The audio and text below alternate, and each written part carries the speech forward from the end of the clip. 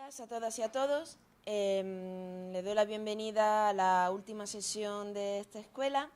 Vamos a empezar con las presentaciones de Ishita Banerjee y les deseo que la disfruten. Bueno, gracias por la invitación de nuevo, gracias a todos ustedes por estar aquí. Muy buenos días, creo que algunos tuvieron que desvelar ayer, pero bueno.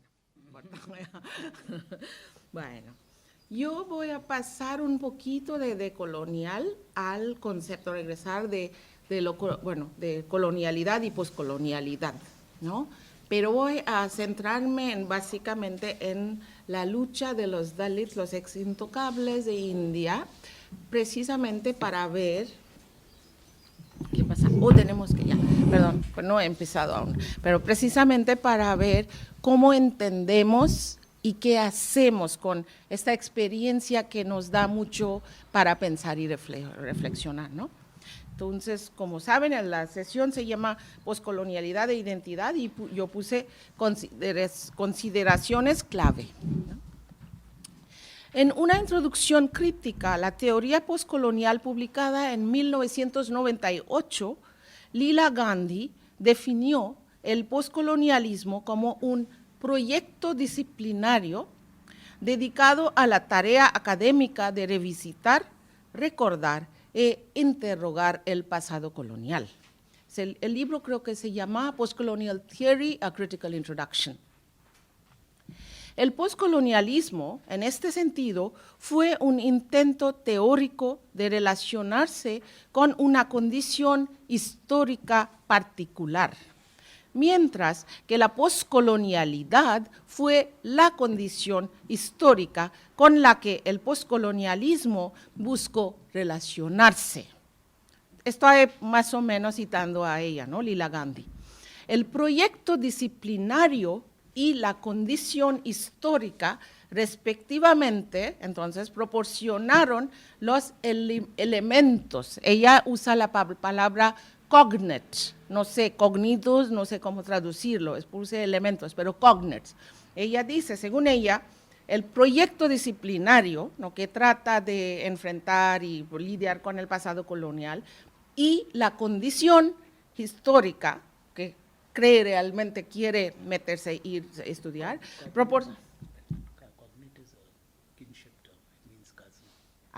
cognate, dice él, es como de parentesco. No sabía, pero según ella, estos dos proporcionaron, como dije, el proyecto disciplinario y la condición histórica, proporcionaron los cognates. ¿Cuáles son? Cognates analíticos y cognate material, ¿no?, de los estudios postcoloniales.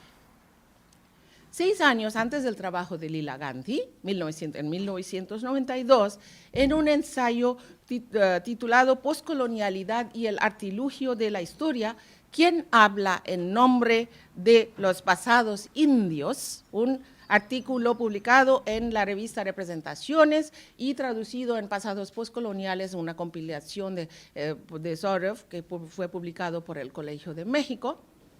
Bueno, en 92, Dipesh Chakraborty había aludido a la poscolonialidad como la condición teórica bajo la cual el conocimiento histórico se produce en el tercer mundo, una condición que aplica a las humanidades y a las ciencias sociales en general.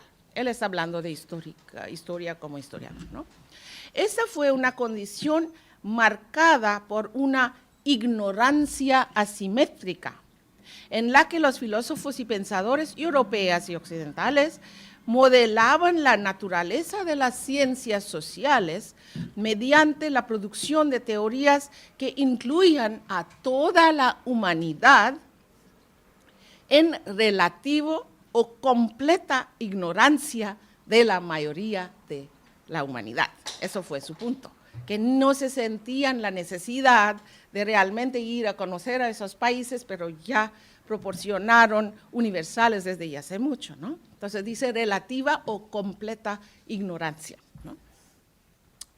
Dicha asimetría, entonces, continuó reflejándose en los trabajos académicos en los que los estudios de Europa y Occidente se sentían cómodos con el desconocimiento, ¿no?, de las tradiciones académicas indias, chinas, colombianas o guatemaltecas, mientras que los académicos de lo que ahora llamamos el sur sentían una necesidad imperiosa de citar a los pensadores europeos.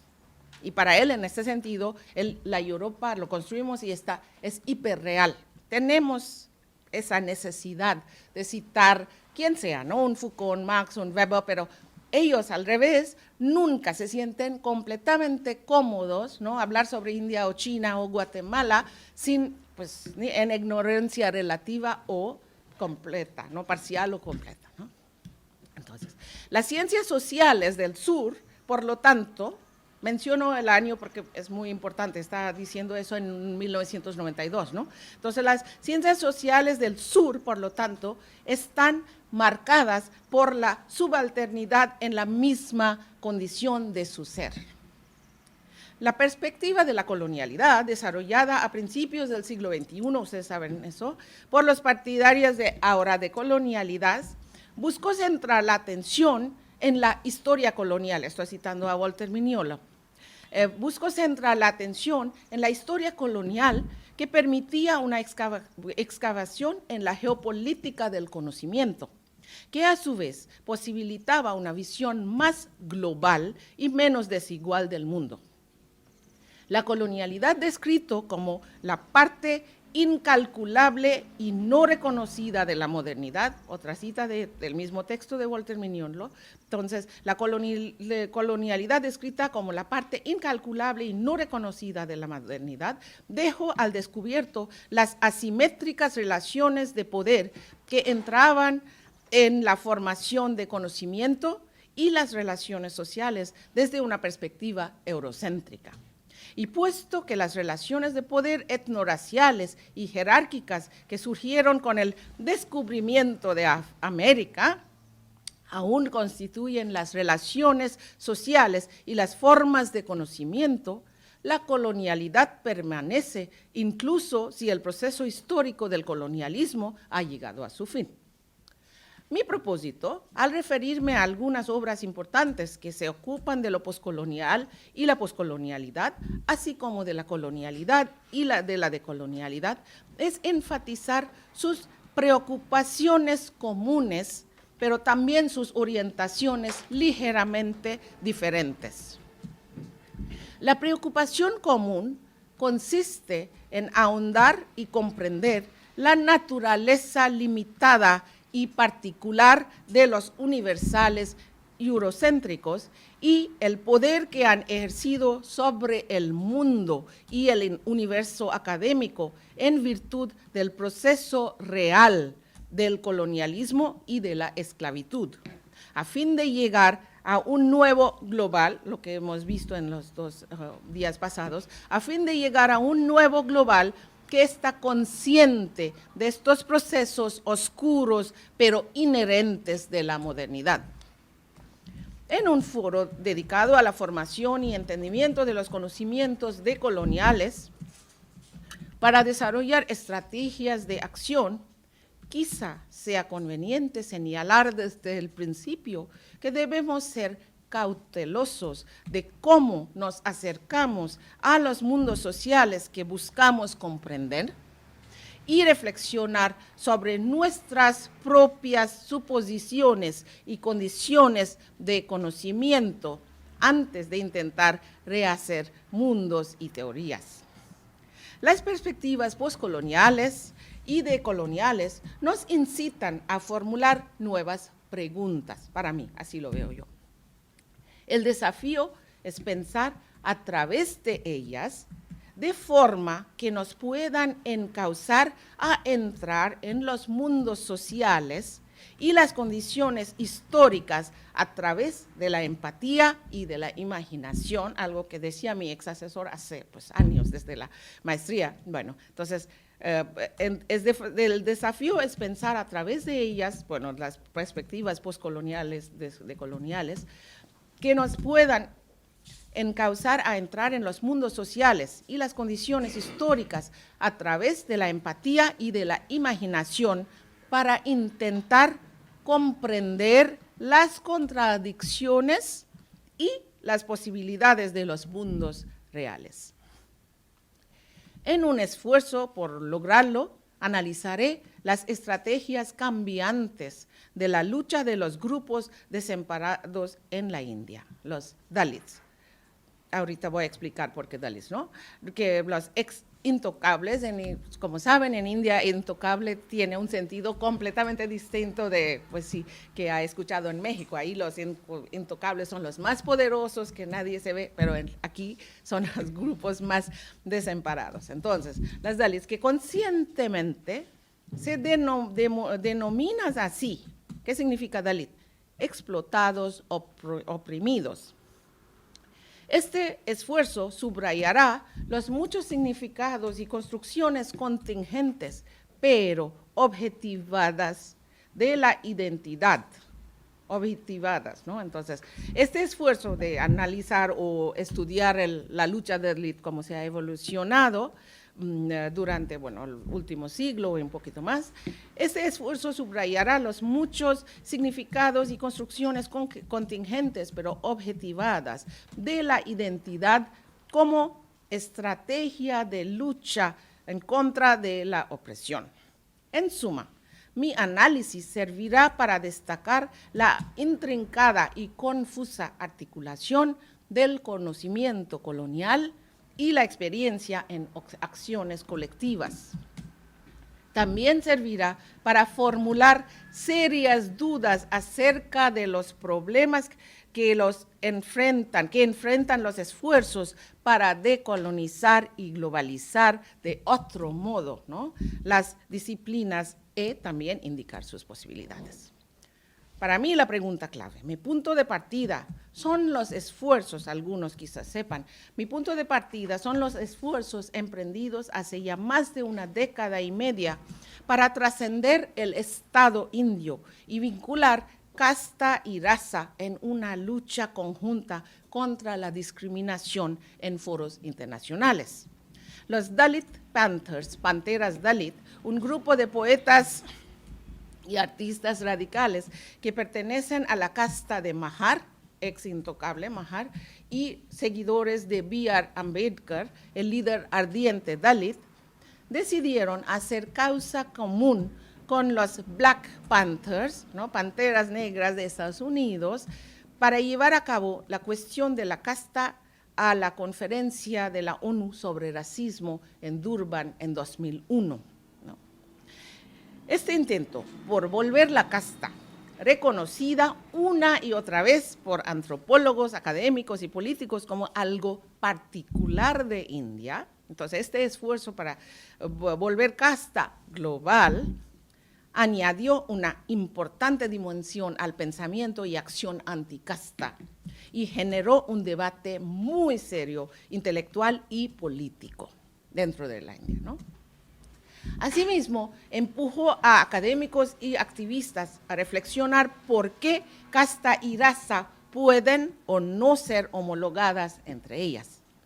Así pues, los académicos y los activistas que consideran que casta y raza son similares obviamente, enfatizan el elemento de discriminación inherente en ambas.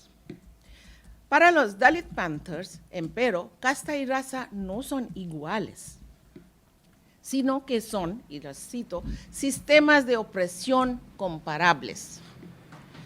Por el hecho de que las personas sujetas a las jerarquías de casta y raza sufren la falta de respeto y de privilegio, y a pesar de que las diferencias culturales son enormes, la similitud básica reside quizá en el hecho de que casta y raza son adscriptivas, algo que no hemos escuchado sobre la raza en todos estos días, que algo que para mí, ¿qué quiero decir?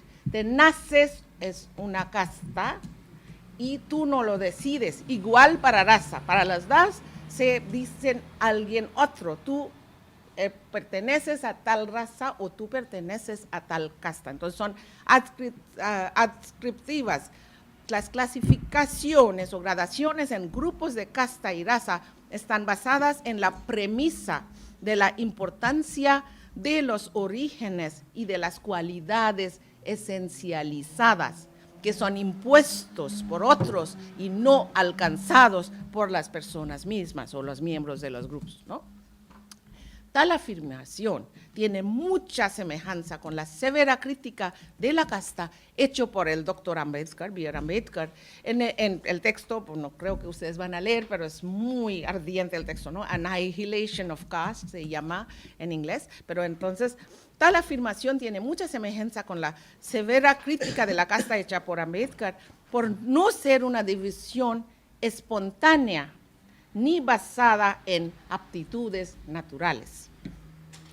El intento de llevar la cuestión de la discriminación y opresión social fuera de las fronteras del Estado indio, así como sus medidas adoptadas para atacar el problema, alentó a algunos sociólogos a esperar que una nueva sociología basada en la experiencia de atrocidad surgiera del discurso de la lucha Dalit.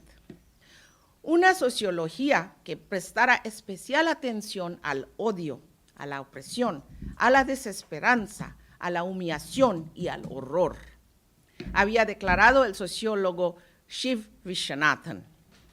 Tenía la potencial, según él, está escribiendo justo después, cuando está pasando el intento de ir a Durban, ¿no? Entonces dice, esta sociología, esta nueva sociología que prestara atención especial al odio, a la opresión, a la desesperanza, a la humillación y al horror, tenía el potencial de reescribir la sociología india que valorizaba, según él, la voz del experto sobre la voz de la víctima, ¿no? También sentía que lo que demandaba el problema Dalit era una teoría de libertad, concebida en términos sociológicos y metafísicos. Y él pensó que este intento Dalit, de ahí va a surgir esta teoría de libertad. Al mismo tiempo, esa es la parte contradictoria, pero muy interesante para mí, al insistir por la similitud y la comparabilidad de la raza y de la casta, las panteras Dalit opusieron a la visión de su formidable líder, Ambedkar, llamado cariñosamente Baba Saheb. Baba Saheb es como al niño, ¿no? Es de cariño, Ambedkar. Ahorita, cito a Ambedkar, su primer ensayo sobre casta, algo que escribió como estudiante de sociología en la Universidad Columbia. Está lleno de contradicciones. Él estudió afuera, ¿no? Primero en Nueva York, luego en Inglaterra. Y fue como completamente, sponsored por las rajas, pero no brahmanes de Maharashtra. Pero bueno, entonces, esto es su ensayo escrito en 1916, publicado el año siguiente, 1917. Pero para su seminario de antropología, sociología en Columbia University. Y le cito, los estudiantes europeos de casta han subrayado indebidamente el papel del color en el sistema de casta, ¿no? Declaraba Ambedkar en su primer ensayo, ¿no? Seminario de antropología, no sociología, en la universidad. En este ensayo relativamente desconocido, Ambedkar se ocupó de lo que él creía que eran los análisis más importantes de la casta hasta ese momento, con el fin de señalar sus puntos de concurrencia y de disonancia y formular su propia visión de la génesis y el mecanismo de casta. El ensayo es admirable por su claridad y por sus argumentos notables. Lo que resalta es la fuerza con la que Ambedkar rechazó la asociación de la casta con la de la raza. La idea que el color era debería haber estado aquí Ramón, pero bueno, la idea de que el color era el factor principal en el problema de las castas. Estoy citando a Ambedkar y todas sus obras están online, así que pueden ir a checar. Sí, afirmaba, provenía del hecho de que los estudiantes europeos estaban, y les cito otra vez, impregnados por los prejuicios de color. Fin de la cita. Nada puede estar más lejos de la verdad. Podría decirse, obviamente, como mencioné, que este fue el primer ensayo importante sobre casta de Ambedkar, escrito en su juventud y cuando aún no se había convertido en un importante líder político, ¿no? Es altamente probable también que su experiencia de primera mano de los efectos perniciosos de la división racial en Nueva York ocasionara que Ambedkar notara las similitudes en la posición de la gente de color de Estados Unidos con respecto de los intocables de India. Sin embargo, nunca, aún con eso, está escribiendo cartas después, ¿no? Pero sin embargo, nunca vio a la raza como la base para la degradación forzada de los intocables. En obras escritas décadas después, Ambedkar señaló la imposición violentada del hinduismo sobre los miembros de una fe diferente como la razón de la situación actual de los intocables. Sus escritos publicados inclusive póstumamente, que comparan el estatus de los intocables como la gente más necesitada de la India con la de los esclavos americanos y con el gueto judío, no presentaron a la raza como la base de la discriminación. ¿Qué ha cambiado desde el momento en que Ambedkar postuló su argumento enfatizando la diferencia entre casta y raza, y ahora que los Dalits comparan ambos términos como sistemas similares de opresión? ¿Qué medios utilizaron Ambedkar y sus seguidores para vincularse con la identidad Dalit? ¿Y cómo los activistas Dalit de la India contemporánea interpretan la misma identidad? ¿No? Las identidades, afirma Satya Mohanty, quizá ustedes no le conocen, es también el esposo de Chandra Mohanty, pero bueno, es un filósofo, es un teórico político importante también, pues, que trabaja en la Universidad Cornell, pero bueno, las identidades, afirma Satya Mohanty, son construcciones teóricas que permiten a los sujetos leer el mundo de diferentes maneras. Las afirmaciones sobre la identidad, por lo tanto, son en realidad explicaciones del mundo social. Para Stuart Hall, la identidad es siempre un proceso de formación. Esta afirmación denota el proceso de identificación en el que la estructura de esta se construye a través de la ambivalencia. La ambivalencia reside en el hecho de que mientras la identidad grupal intenta trazar fronteras para delinear quién forma parte del grupo y quién no, la mayoría de las personas, y cito a Stuart Hall otra vez, se consideran simultáneamente parte de diferentes grupos.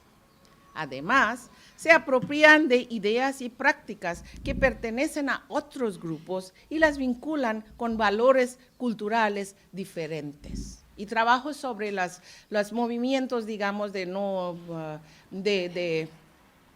solamente de los intocables, pero de castas bajas o atrasadas, han dicho eso, que no significa, cuando estás tomando una metáfora, un símbolo, digamos, de las castas altas o no dominantes, no significa que nada más los estás imitando, estás cambiando completamente la connotación simbólica. Y creo que todos aquí nosotros tenemos que prestar atención a todos estos cambios, ¿no?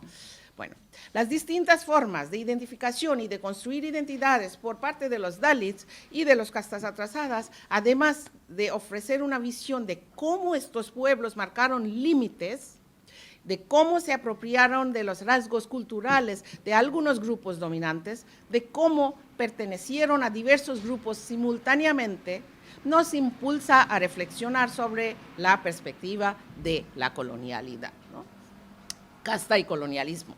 Es tiempo de trazar brevemente la genealogía de la institución de la casta en India durante el régimen colonial. con el fin de revelar las maneras discretas en que los entendimientos y políticas coloniales han llegado a mediar e influir en los movimientos basados en la casta y las luchas anticasta en India contemporánea. La segunda mitad del siglo XIX marca un periodo crítico en la historia de India. El control directo de esta por la corona británica, ya lo mencioné informalmente algunos, la compañía inglesa llegan como una compañía de negocios, conquistan a Bengala en 1757 y es hasta 1857 cuando pasa una revuelta en India y van conquistando poco a poco, no era de colones como saben, el colonialismo, es que están gobernando en nombre del emperador mogol, que no tenía nada de poder, pero tenía mucha legitimidad.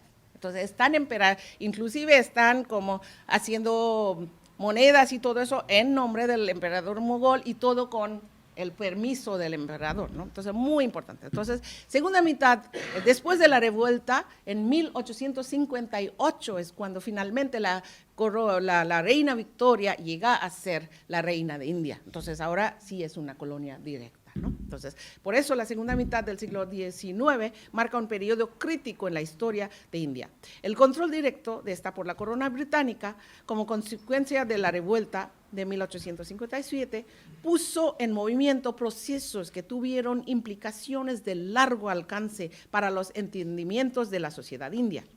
El gobierno de la reina prometió reformas institucionales con la finalidad de preparar a los indios en un futuro, quién sabe, no muy lejano, pero preparar a los indios para un eventual autogobierno y dio pasos asertivos para conocer y clasificar la sociedad india a fin de gobernarla mejor. Poder, conocimiento, lo están diciendo. La antropología, muy interesante, la antropología reemplazó a la historia como principal instrumento de conocimiento y dominio. Y la casta reemplazó a la comunidad de la aldea, el famoso o no sé, notorioso village community que ya está en los escritos de Marx también, ¿no? De India, que no cambiaba, que era, ¿no? Entonces sí, entonces ahora es cuando la casta reemplazó a la comunidad de la aldea como el principal objeto de clasificación social y entendimiento. Los administradores británicos convertidos en etnógrafos aprovecharon ampliamente de los trabajos existentes de eruditos orientalistas del siglo XVIII y principios del siglo XIX, oficiales coloniales y misioneros, quienes habían señalado, muy interesante, que la religión y la casta eran elementos claves de la sociedad india, considerada tradicional, obviamente, y por ello estaba compuesta de comunidades y no de individuos, ¿no? ¿Y cuáles eran las comunidades? De religión primero, luego de casta. Dentro, una vez que has marcado la población entre gentus, no están diciendo hindus aún, en finales del siglo XVIII. Gentulos, el código que sale, Code of Gentulos, y luego de mahometanos. Entonces, ahí empieza la división de la población en gentus y mahometanos. Pero bueno, y luego, una vez ya marcados los gentus, se van a notificar sus castas, bueno, a preguntar por sus castas, en los censos que empiezan en la segunda mitad del siglo XIX, ya censos panindios, ¿no? Entonces, sí. Entonces, además se creía que dichas comunidades no solamente eran comunidades, sino individuos, aceptaban y seguían sin reparo los dictados de la religión y casta. Esos son los supuestos, ¿no? Si bien es cierto que los administradores liberales, escolares, orientalistas y misioneros protestantes diferían ampliamente en sus enfoques de la casta y en su evaluación de los efectos de esta en la sociedad india, todos ellos convenían en que la casta diferenciaba la India tradicional del occidente moderno. De este modo, la religión y la casta fueron aceptadas como las claves sociológicas. Estoy usando las palabras de Bernard Cohn, un antropólogo brillante del Chicago, para el entendimiento de la población india, sociological keys, dice, ¿cómo entiendes? ¿No? Entonces, casta y religión ahora, en la segunda mitad del siglo XIX, te proporcionan estas claves para entender la sociedad india, ¿no? Y también dice Bernard Cohn que ahora con todo tipo de clasificación, están pasando fotografía, todo pan-india, ¿no? Entonces, primero viene fotógrafos, si ven estos, ¿no? Sí, todos marcados, como no sé, empiezan con las tribus y ya. Entonces, photography, Peoples of India Project, Peoples of India. Luego vienen los censos, ¿no? Es fascinante. Pero, entonces dice, según Bernard Cohn, hasta finales del siglo XIX, ya todos los indios tienen su papel ya asignado en lo que él llama el teatro sociológico de la India, ¿no? Entonces, el censo decennial panindio, llevado a cabo regularmente desde 1871, además de mostrar documentos fotográficos de los pueblos de India y estudios etnográficos sobre casta, perpetuó el discurso de la diferenciación de India tradicional con el occidente moderno. Dado que el siglo XIX presenció una amplia circulación de la teoría de raza, siglo XIX es el siglo de la teoría de raza, y por eso ahorita voy a volver a Ambedkar. No es sorprendente que esta última fuera aplicada a la clasificación de casta. Muy interesante. El primer ensayo de Ambedkar, entonces, era una respuesta a la teoría inglesa que casta y raza eran iguales. Eso está pasando a finales del siglo XIX, principios de XX, él escribe este ensayo para su seminario en Colombia y dice que casta y raza, pues sí, no son iguales. Académicos están de acuerdo generalmente que el gobierno británico creó las condiciones para el crecimiento de una ideología no brahman y contribuyó en el surgimiento de los movimientos de las castas bajas. El ataque directo a la institución de la casta por los misioneros protestantes y la clasificación de esta, de acuerdo con los números en los censos panindios, ¿no? Hizo evidente la discrepancia entre la fuerza numérica y el privilegio social de varias castas, ¿no? Entonces, diferentes grupos, tras adquirir una conciencia de su fuerza numérica en la población, comenzaron a exigir cierto grado de igualdad en el empleo público, así como en las muy limitadas oportunidades abiertas a los indios para rangos inferiores en el servicio administrativo, en las profesiones médicas y legales y en el ejército. Pronto habrá demandas de una representación en los consejos legislativos locales que comenzaron a incluir miembros nativos desde la década de los 1880. Décadas después, las convulsiones económicas y políticas que siguieron a la Primera Guerra Mundial reforzaron estas demandas. Por toda India, las clases oprimidas se presentaron para afirmar su identidad. Muy interesante, ¿no? Como para la historia de India también decimos el periodo entre las dos guerras es muy importante, no solo para la lucha nacionalista, para las reformas institucionales que están implementando el Estado colonial, todo, ¿no? Y obviamente Gandhi, ya saben, 1920, pero el periodo entre guerras, digamos, interwar, es muy, muy, muy importante por cambio de relaciones, digamos, entre India y el Estado colonial. Entonces, precisamente, ¿no?, después de la Primera Guerra Mundial, todas las clases oprimidas se presentaron para afirmar su identidad. Esto sucedía en un tiempo en que la lucha nacionalista, como acabo de mencionar, por el autogobierno, liderada por el Congreso Nacional de India, adquirió un tremendo estímulo bajo el liderazgo de Gandhi. La lucha de los menos favorecidos tuvo que hacer frente a difíciles cuestiones sobre su posición en torno al imperialismo y nacionalismo, y la elección de aliados y enemigos. En esa coyuntura crucial, B.R. Ambedkar surgió como el más importante líder del movimiento y permanecería hasta su muerte en 1956.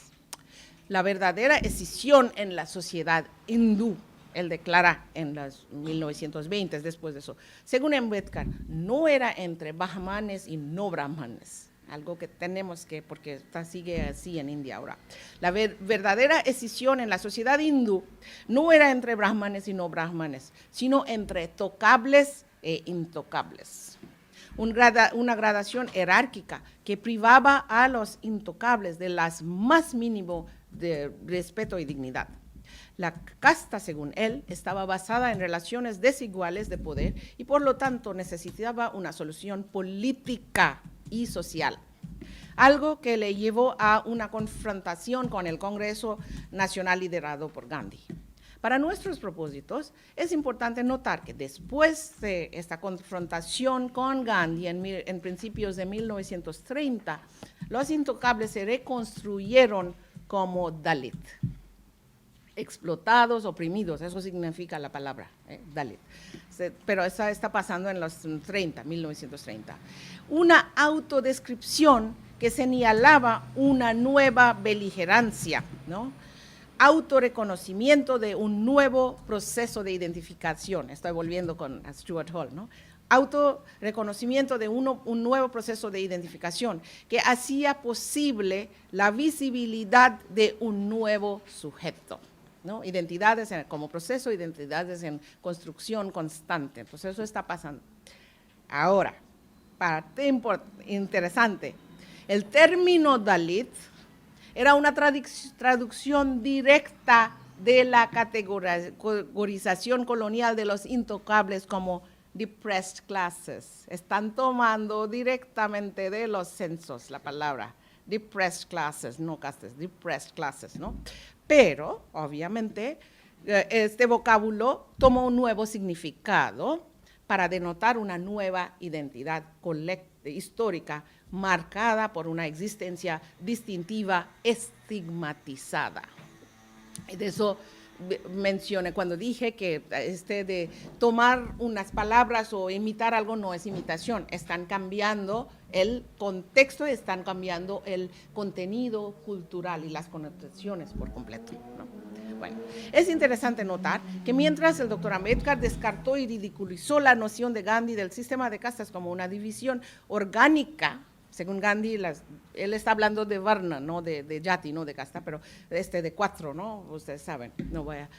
Pero es interesante notar que mientras Ambedkar descartó y ridiculizó la noción de Gandhi de este sistema de castas como una división orgánica en la cual cada casta es dependiente de las otras, haciendo de lo colectivo algo orgánico, simultáneamente trato de construir una identidad colectiva para los Dalit que eventualmente les otorgará derechos individuales. Muy interesante. Está diciendo, no somos, hasta esta época el Estado colonial ha marcado los grupos, ¿no? Las musulmanes como minorías que necesitaban beneficios especiales porque eran atrasadas por diferentes razones. Él está diciendo lo mismo, necesitamos una colectividad, pero por un tiempo delimitado. Porque ¿a qué queremos llegar? A justicia social y al respeto, ¿no? Entonces, es interesante, si quieren puedo hablar más de eso después. Bueno, entonces, esta cuestión, ¿no? de colectiva que eventualmente disolverá, ¿no? en individuos, ¿no? Esta cuestión resurgirá con gran fuerza en la India independiente. En la última fase de la lucha nacionalista en los años 1940, muchos Dalit, incluido Ambedkar, se alinearon de nuevo con el Congreso Nacional Indio y la lucha por la libertad, ¿no? Sin embargo, y eso es algo, para mí la experiencia india da mucho, pero mucho para pensar. Sin embargo, la cuestión de qué significaría India independiente para los intocables y otros grupos no privilegiados quedó sin resolver, ¿no? Están aliados porque sí ahora hay una marcada tendencia hacia, bueno, es completo después de la Segunda Guerra Mundial, este espíritu anti-inglés y que no queremos, ¿no?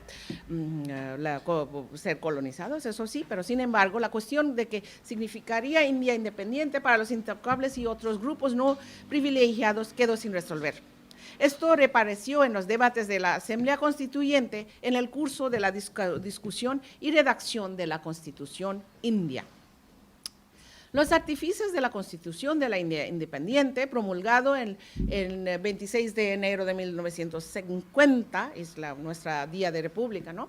Encabezadas por Ambedkar, él fue el presidente del Drafting Committee de la Constitución, Ambedkar, y apoyados por Jawaharlal Nehru, coincidieron en sus preocupaciones de ofrecer igualdad sociopolítica sustantiva. Es por la lucha de los Dalits, ¿no? Entonces coincidieron en sus preocupaciones de ofrecer igualdad sociopolítica sustantiva a todos los ciudadanos indios. En consecuencia, el legado colonial de reservación o de cuotas, ¿no? Eso de dar, reservar ciertos lugares, asientos para los Dalits y de musulmanes y todo, era nada más en empleo público, en educaciones públicas, en instituciones públicas y también en las elecciones, tenían unas constituyentes. Bueno, entonces, este legado colonial de reservación de lugares o cuotas para las castas oprimidas en puestos públicos, instituciones gubernamentales y circunscripciones políticas fue retenido inicialmente por un periodo de 10 años. Ahí volvemos con Ambedkar, su idea de eventualmente, ¿no?, disolver. Como instrumento para garantizar la erradicación paulatina de la discriminación social y política que resultara en la justicia social. La idea era que la absolución especial por un periodo específico de tiempo permitiría que los sectores atrasados de la sociedad estuvieran a la par con lo demás y ejercieran sus derechos en igualdad de condiciones. Teoría liberal. Somos iguales, pero en igualdad de condiciones, algo que olvidemos. Y aquí están debatiendo si las condiciones, ¿qué hacemos cuando las condiciones no son iguales?, ¿no? Entonces, la idea, como dije, una absolución especial por un periodo específico de tiempo permitiría que los sectores atrasados de la sociedad estuvieran a la par con lo demás y ejercieran sus derechos en igualdad de condiciones. Esto, según Ambedkar, disolviera los grupos o colectividades de los Dalits en individuos y confirmaría el principio de un hombre, un valor, un voto, un valor. Está hablando de justicia, ¿no? Entonces, un hombre, un valor, un voto. Sin embargo, la disposición de la Constitución de considerar la casta no como la única, sino como la principal causa de retraso social y económico, hizo de que ésta adquiriera un significado tremendo y novedoso. Pasó primero en la segunda mitad del siglo XIX con los censos y todo, y ahora otra vez en India contemporánea. Además, el reconocimiento de un error histórico y el esfuerzo por corregirlo, error histórico de que ya los intocables han sido intocables por generaciones o siglos. Además, el reconocimiento de un error histórico y el esfuerzo por corregirlo a través de una discriminación compensatoria, así lo nombramos, ¿no?, discriminación positiva o compensatoria, puso en tensión la idea de la ciudadanía liberal, ¿no?, equilibrada, cimentada en los derechos individuales ejercidos por los ciudadanos que son iguales, ¿no? Entonces, asimismo, esto liberó la presión de garantizar derechos universales a través de un otorgamiento de derechos colectivos. El pluralismo jurídico, que me encanta, pero no me dará tiempo de hablar, pero bueno, entonces es otra parte de la Constitución india que es muy importante. Uno es que te da igualdad liberal, ¿no?, en sus términos a todos los ciudadanos, pero tiene esos beneficios preciales, y la otra es que igual te otorga derechos individuos a todos los ciudadanos, pero también derechos colectivos a ciertos grupos marcados por religión, pero tú como ciudadano o ciudadana tienes el derecho de referirte a eso, recurrirte a esto o al código civil de procedimiento, pues, o criminal de procedimiento. Eso depende de ti, ¿no? Porque la parte de código, como saben, la parte de jurídica de derechos colectivos es muy limitada, ¿no? Trata de familia, mantención, todo eso, adopción y todo eso. Entonces, cuando se llega a eso, tú como ciudadana tienes derecho, tú decides, te vas a Uniform Code o vas a tus derechos colectivos, sí. Bueno, bueno, la idea era construir una sociedad, con estos dos, la idea era construir una sociedad menos injusta y generar un respeto equitativo entre los ciudadanos. El esfuerzo por garantizar una sociedad menos injusta por medio de la dispensación especial otorgada por la Constitución no ha llegado a su objetivo. Si bien es cierto que la cláusula de cuota ha permitido de ciertas secciones de Dalit y clases atrasadas adquirir más poder político y ha ocasionado una revolución silenciosa, estoy citando a un sociólogo francés, revolución silenciosa al dar mucha mayor representación a los Dalit y clases atrasadas en los cuerpos legislativos del país. Tenemos un sistema parlamentario, ¿no? Entonces, también es un hecho que esta cláusula de dispensación especial que se ha continuado constantemente después de sigue aún ¿no? Entonces, después de 2 años, otros 2 años, otros 10 años, entonces sigue, ¿no? Por 70 años no hemos podido dejar eso, ¿no? De un periodo específico. Entonces, sí es cierto que ha apoyado a unas secciones de Dalit y clases atrasadas en los cuales a dar mucha mayor presencia en cuerpos legislativos del país. De hecho, nuestro primer ministro de toda derecha viene de otras clases atrasadas. No de, sí, absolutamente, pero ya. También es un hecho, y es la contradicción, ¿no?, que esta cláusula ha generado una reacción fuerte por parte de las castas aventajadas, un término que se usa pues solamente en indio, ¿no? Backward caste, forward caste. No tiene pues sentido en inglés, digamos, ¿no? Backward y forward, pero bueno. Las castas aventajadas se han reaccionando, ¿no? Entonces, el resultado ha sido un fortalecimiento de las colectividades como categorías políticas y un nuevo vigor de la casta como modo de autoidentificación política.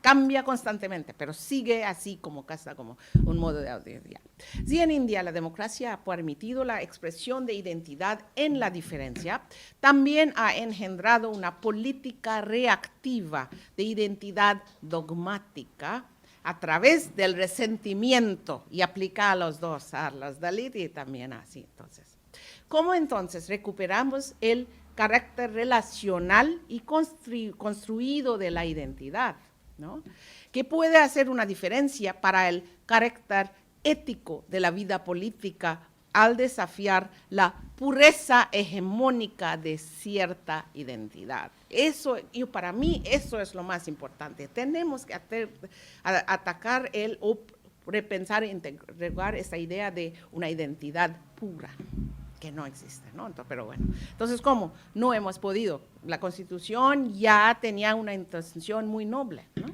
pero no se ha podido. Lo que ha hecho, como dice, el carácter, no sabemos cómo recuperar el carácter relacional y construido de la identidad, que puede hacer una diferencia para el carácter ético de la vida política al desafiar la pureza hegemónica de una cierta identidad, en este caso, la identidad de la mayoría en una democracia. Enfrentamos entonces un dilema y una paradoja que necesitan ser tratados con seriedad.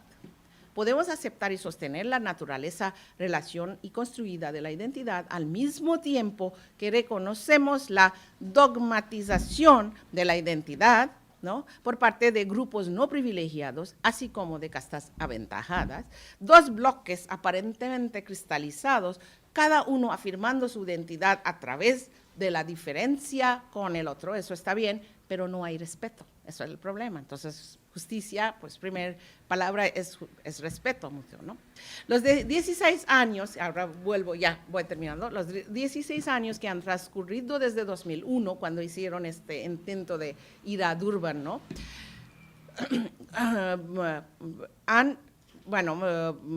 los 16 años cuando las panteras llevaron la cuestión de casta más allá del Estado indio, haciendo causa común con las panteras negras, han demostrado que las esperanzas de Shiv Viswanathan, este sociólogo, fueron ilusorias. Una teoría de la libertad, pues, concebida en términos sociológicos y metafísicos, no ha emergido de la lucha Dalit. Si algunos grupos Dalit han intentado forjar una solidaridad internacional, el resto ha seguido fiándose de las cuotas y la reservación y demás beneficios ofrecidos por la democracia india. ¿Cuál es la contradicción? Otra contradicción que solamente indicó. Hay un tremendo como enfoque sobre el Estado. Había desde siglos, ¿no?, grupos o ideas o luchas anticastas por medio de religión, de bhakti, de devoción y todo eso. Ahora nadie se habla de eso.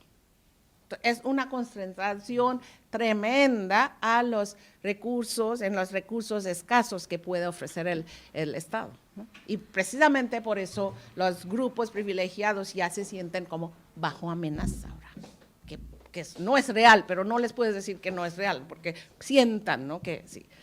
Bueno, entonces, de libertad, teoría de libertad concebida en términos sociológicos y metafísicos no ha emergido de la lucha Dalit. Si algunos grupos Dalit han intentado forjar una solidaridad internacional, muchos más siguen reclamando los beneficios del Estado. Esta investidura en atraso, como se ha dicho un académico, ¿no?, investment in backwardness, o desventaja, no ha servido para garantizar el respeto social para los Dalit y las otras clases atrasadas por parte de las clases y castas superiores. Recientemente, los grupos dominantes y no atrasados, como los Jat de Haryana, han empezado un movimiento para demandar cuotas, como dije, ya se sienten bajo amenaza, dando un nuevo giro a la cuestión de la reservación y el entendimiento del atraso.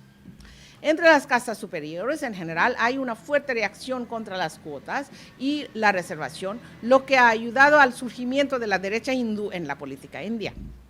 Aún nos queda el problema de por qué los Dalit, los nativos objetivados de los etnógrafos coloniales y los objetos de análisis intelectual utilizan de manera creciente y asertiva los mismos conceptos, cultura, identidad, etnicidad, que anteriormente servían para analizarlos y describirlos, porque están invirtiendo en el atraso como el único camino a seguir. Podemos leer esta inversión en el atraso como una fetishization, ¿no? Ya entienden, ya, de su herida causada por la experiencia de la injusticia y la discriminación, o es esta reificación una condición necesaria para fomentar la contrapolítica, que permitirá a los Dalit reclamar un mejor mañana.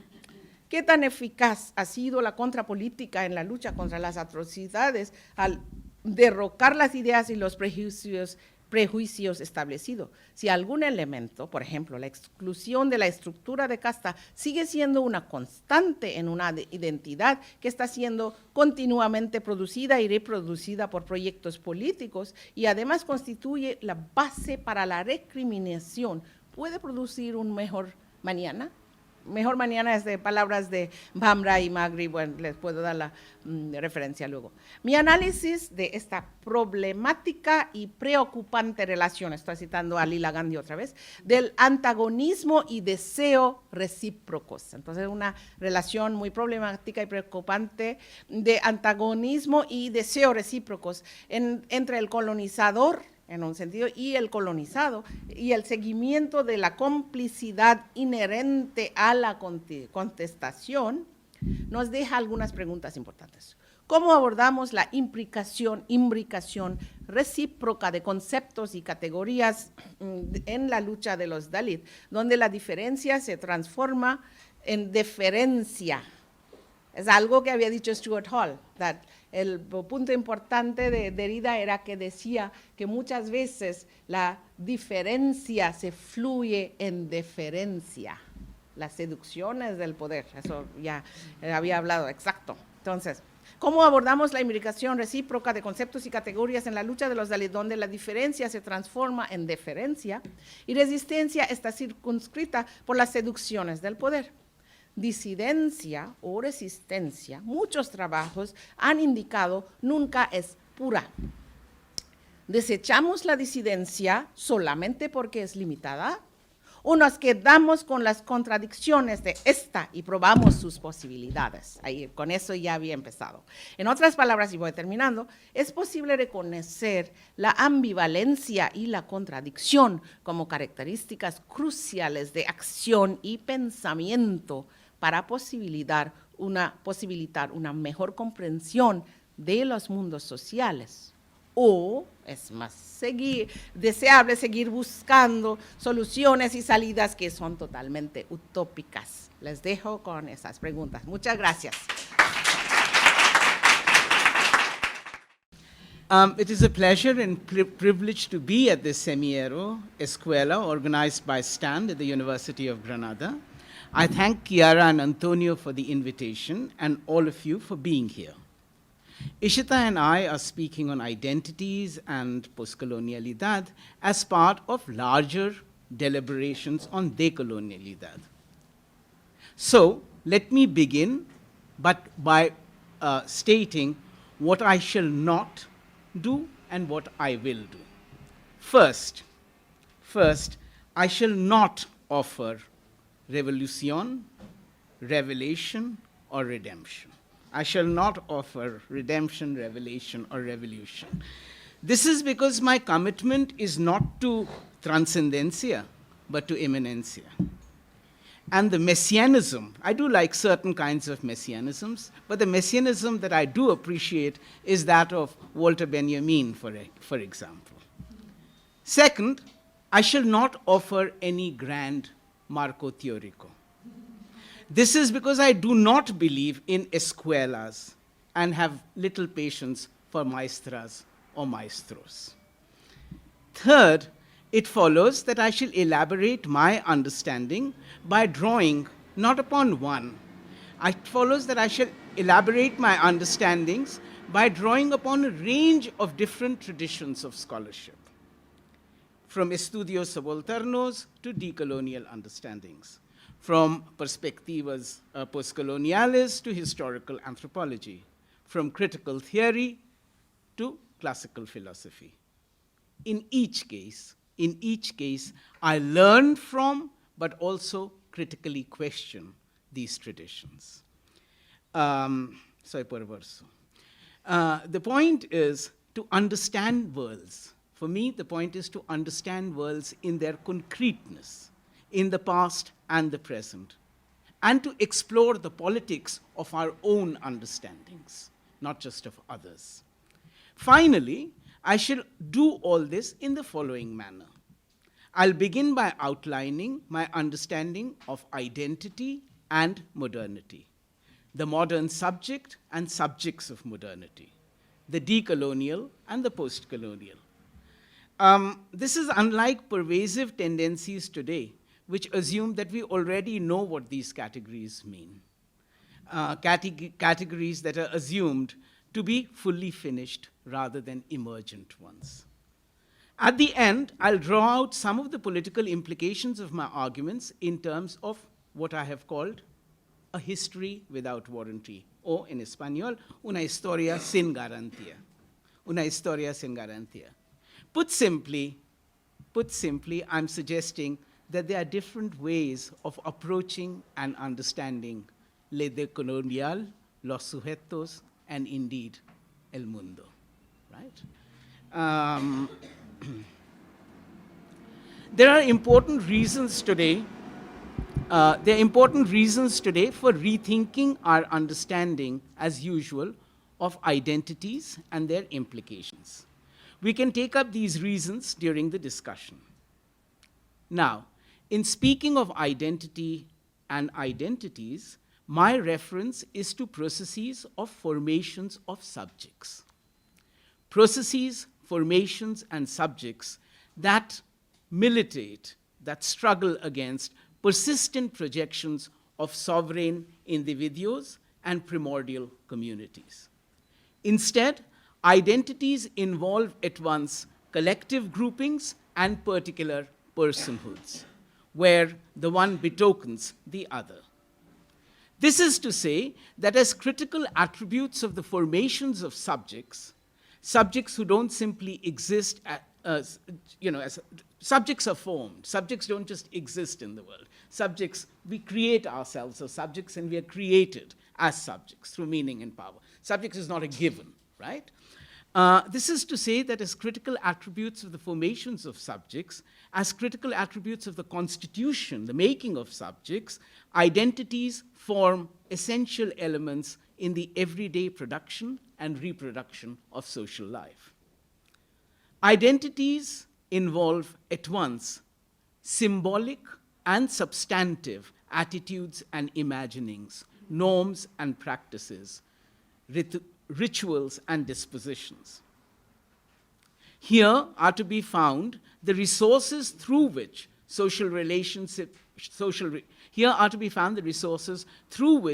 relationships within and between groups, classes, communities, genders, sexualities are perceived, experienced, and articulated, including the making of time and space as part of these processes. So moreover, in the perspective that I'm sketching, identities are defined within historical relationships of production and reproduction, appropriation and consumption, imperio y modernidad, and nation and globalization. There's nothing innata about identities, identidades. Identities emerge critically mediated by shifting configurations of gender and caste, race and age, office and sexuality, and of course, class and its many manifestations. Such relationships are based upon power. They involve different elaborations of dominación y subordinación. Constitutive of dominant and subaltern identities, here are to be found contradictory processes that are simultaneously characterized by the work of hegemony and the reworking of power, which form part of the same logic. Resistance is not pure, as Ishita said. Resistance, the reworking of power, is tied to the working of power, to hegemony, right? To hegemonia, right? And hegemony is not absolute, but we can take up these questions later. So the working of power and the working and the reworking of power form part of the same logic. Such relationships also involve negotiations and contestations of authority. Lastly, in the orientation that I'm sketching, identity does not mean a priori sameness. Okay? Identity does not indicate unchanging lists of exclusive beliefs, bounded traditions, and distinct customs of particular groups or communities. Rather, identities involve assertions of sameness and practices of difference. The ways in which symbolic imaginaries and meaningful practices are lived within human worlds, human relationships. Since these relationships, processes, and worlds change, transformaciones and shifts are at the heart of identities. Identities constantly change, right?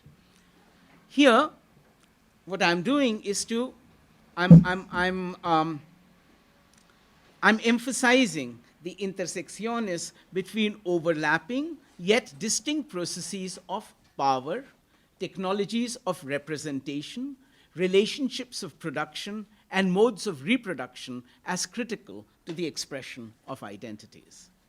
This has important consequences. On the one hand, my efforts challenge commonplace, pervasive, reductive projections of identity, themselves founded on putative rupturas of modernidad. So identity is opposed to modernity. I'm saying identities over the last 500 years are a crucial part of modernity, right? So on the one hand, my efforts challenge pervasive, commonplace, reductive projections of identity founded on the putative rupturas of modernidad. On the other hand, the moves clear the ground for exploring identities as bound to processes of meaning and power, significado y poder, of race and gender, of class and sexuality, of colony and nation, of empire and modernity, and of capital and globalization, right? I elaborate such understandings of identities in the books which you have circulated, so I'm going to be kind of brief. It's not, what is it called? It's not an advertisement. It's not, it's just. So what then of modernity? Now, I approach modernity. We often speak about these terms as if we already know what they are. I'm actually trying to say, okay, so this is what I understand by modernity, and you don't, no soy un evangélico, but I understand it this way. You can disagree with me, but we can't have a conversation unless we know what we're talking about, right? Básico. Okay, so what then of modernity? I approach modernity not only as a forceful idea and ideology, but as processes involving heterogeneous histories and plural protocols. These imaginings and procedures extend back to the last 5 centuries and come together in critical ways. Okay, so basically what I'm trying to say, and I'll come to this, from the decolonial people who've spoken about decolonial hero, what I've learned is that modernity is not just one of the Enlightenment, of Ilustración. There was a modernity of the Renaissance too. That modernity is not just about the empires of Britain and France, which came up in the 18th and 19th century, that there's a modernity of the imperios of a prior Spain and an earlier Portugal, right? So there are at least 2 faces to the phenomenon of modernity, each connected with the other. On the one hand, constitutive of modernity, central to modernity, are processes of reason and science, razón y ciencia, industry and technology, commerce and consumption, nation state and citizen subject, public spheres and private spaces, and secularized religions and disenchanted knowledges. All this is the familiar story of modernity. But what I'd like to emphasize is that the familiar story is not wrong, but that we need to be very careful in not telling this story in terms of historias heroicas, in terms of something which was inexorable, which just happened so beautifully, right? Until we screwed it up. Indeed, instead of teleological tales of the march of modernity, such stories require being told as contradictory, as checkered narratives. And what I mean by this is not just, I'll come to part of it, but the other part of it is, we think of modernity as science, but we often forget, if you look at this, one of the iconic figures of modern science, Newton. You know what Newton was interested in while he was at King's College? He was interested in alchemy, in turning of metal into gold, which is normally considered magical. So these are the sorts of contradictions I'm speaking of. There is no heroic history there. We need to attend to these tensions, these contradictions. And that's what I come to. For on the other hand, although this is often overlooked, at the core, at the center of modernity are also processes of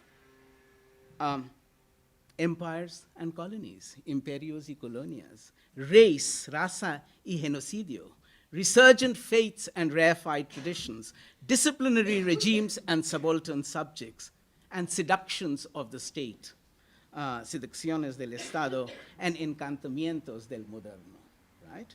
This is to register that procedures of modernity have been contradictory, contingent, and contested. Procedures of modernity are contradictorio, contingente, contested. Protocols that are incessantly articulated, yet also critically out of joint with themselves. And this sounds like a lot of words, but So I was saying this, I was trying this out before my students, my licenciatura students in class, and they sort of looked at me now, what is he saying, gobbledygook? And it came to me, so when I say these procedures are critically articulated, but out of joint, I can give you a physical, so we can think of modernity, the processes of modernity is coming together nicely, my hands are a bit odd, but but they're actually like that. Okay, they're articulated, but they're out of joint, and and they hurt. I'm really hurting myself. Okay, okay. Now it is precisely these procedures. It's precisely these procedures that emerge, expressed by subjects of modernity, sujetos de la modernidad. Here, my reference is to historical actors. My reference is to historical actors who have been active participants in processes of modernity. Social actors who have been both subject to these processes, but also subjects shaping these processes. What I mean is the two meanings of the words sujeto. As a sujeto, as a subject, you're a subject of, you create something, subject of history, but you're also subject to. You're subject to power. You're subject to the nación, whatever, right? So the two meanings of subject, and I think subjects of modernity are always about these two meanings. They create modernity, but they're also subject to modernity, okay? So over the past few centuries, 5 centuries, the subjects of modernity have included peasants, artisans, and workers, for example, in South Asia, who have diversely expressed processes of colony and post-colony. Indigenous communities in the Americas under colonial and national rule. Peoples of African descent, not only on that continent, but in different diasporas across the world. And indeed, subaltern, marginal, and elite women and men in non-Western and Western theaters. Unsurprisingly, these subjects have registered within their actions the formative contradictions, contentions, and contingencies of modernity. So, I'll come to it, but basically what I'm trying to say is that if modernity is a historical process, it was created by subjects who were subjects of and subject to these processes, so that, when you think of the indígena from Oaxaca, she's not just a subject or object of a beautiful tradition. She's a subject of modernity. But she's not necessarily a modern subject, and I'll come to that. At stake in this discussion of subjects of modernity are key questions of heterogeneous yet coeval, which is coexistent temporalities, and overlapping but contending productions of space. First, it is well known, and this is where I come to that distinction, first, it is well known that conceptions of modernity generally proceed by seeing the phenomenon in the image of the European and Euro-American, frequently, implicitly male modern subject, right? So what is modernity? What is being modern? You think of a certain kind of subject, right? Who is the European, Euro-American, frequently, generally white, generally male subject, right? On the contrary, I'm indicating the inadequacy of seeing or conflating the modern subject with the subject of modernity, right? There's a distinction between el sujeto moderno and sujeto de la modernidad. Is it perhaps the case then that my articulation, so, subjects of modernity are not modern subjects, but, it was not only the modern subject who created modernity. Modernity was about slavery. You had the people working in the plantations across the world who were subjects of modernity. Modernity is not just science. Modernity is sugar. Sugar was produced in plantations, right? And those slaves who created forms of African American Christianity, they may not necessarily have been modern subjects, but they were subjects of modernity. Okay, and even as well, I'll come to that. Is it perhaps the case then that my expression of subjects of modernity productively widens our understanding of modernity and its participants. Okay? In other words, modernity is not just nicey-nicey, but modernity is not just terrible, terrible, right? It's like the world, it's mixed up, it's contradictory.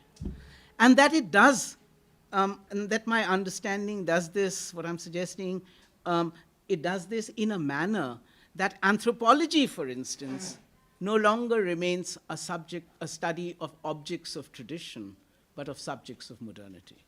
The long-standing thing about anthropology was it studied tradition, it studied, I'm saying no, anthropology is always studied. It was connected with colonialism and with nation, and it has studied subjects of modernity, okay? Moreover, mine is not a chronological claim. Mine is not a chronologically, I'll go faster. Mine is not a chronological claim that everyone living in the modern age counts as a modern subject. I'm not saying that everyone who lives in the modern age is a modern subject. For subjects of modernity have revealed again and again, subjects of modernity have shown again and again that there are different ways of being modern. They have now drawn upon and now gone beyond the stipulations of the Western modern subject. Yet, all too often, okay, so who are for me the quintessential modern subjects of the 20th century? Okay, I would think actually I'll think of two figures from jazz, which is a music form I like. I would think of Billie Holiday, and I would think of Miles Davis, right? So the modern subject is meant to self-fashion himself, right? The modern subject is meant to be affectivo, affectiva. Look at Billie Holiday's life. Look at the creation of improvisation there. Look at a gendered life. Look at Miles Davis. I mean, not only does he improvise, he creates, jazz is constant improvisation. But it's not just music. He's improvising himself all the time. You know what Miles Davis used to design his own jackets. The fashion of these jackets, which don't have, like sacos, which don't have the thing on the shoulder. He did it in the 1950s. He designed his own jackets. He fashioned himself. He fashioned his clothes. Now, how much more of a self-fashioning modern subject can you get than Billy and Miles? Okay? My friends. Como espíritus. Okay. Yet all too often, in fashioning themselves, subjects of modernity have also barely bothered about the Western modern subject, exactly while expressing the enduring terms of modernity.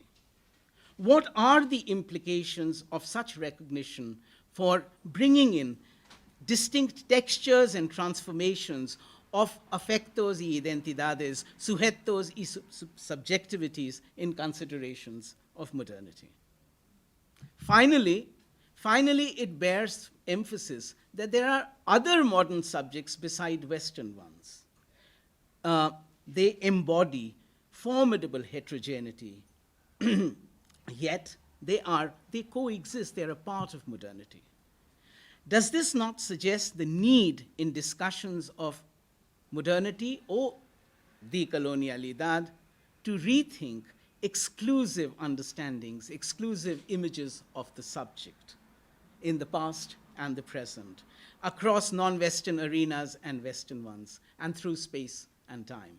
One of the things which bothered me over the last 2-3 days is we seem to be speaking about the subject as we already know, but they're subjects who are created very, very differently. You can't just, you have a subject of rights, but even the subject of rights is not the same. Right? And I think Ishita spoke about some of them. Okay, so this gets me to the decolonial and then the post-colonial. I might actually skip the post-colonial. Okay, my effort here will be to read these traditions, or at least the decolonial, critically. I read them critically, but also carefully and constructively, especially bringing in concerns of epistemic constructions of space and time. Okay. In the mid-1990s, I joined the faculty of the Center for Asian and African Studies at El Colegio de Mexico, and Ishita and I moved to live in Mexico City.